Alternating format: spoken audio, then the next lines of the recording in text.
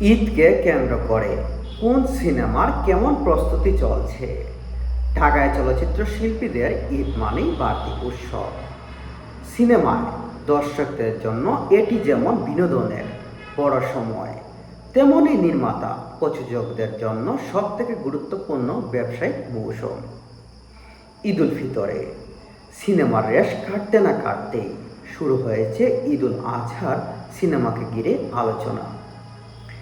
বিগত বছরগুলোর মধ্যে এবারও বড় বাজেটের নতুন জুটি আর ভিন্নধর্মী গল্প নিয়ে রেশ কাটিয়ে সিনেমা মুক্তির প্রস্তুতি চলছে।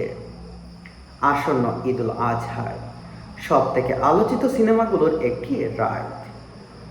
হাওয়া খ্যাত নির্মাতা মেজবাউর রহমান সুমন পরিচালিত সিনেমাটি মুক্তির ঘোষণার আগেই এসেছে। প্রচারণার অংশ হিসাবে গান, পোস্টার ও টিজার প্রকাশ পেয়েছে।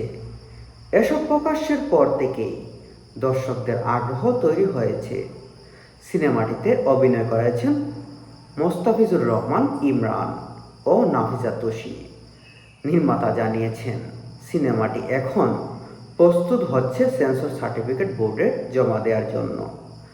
আজকালের মধ্যেই জমা পড়বে আশা করছি।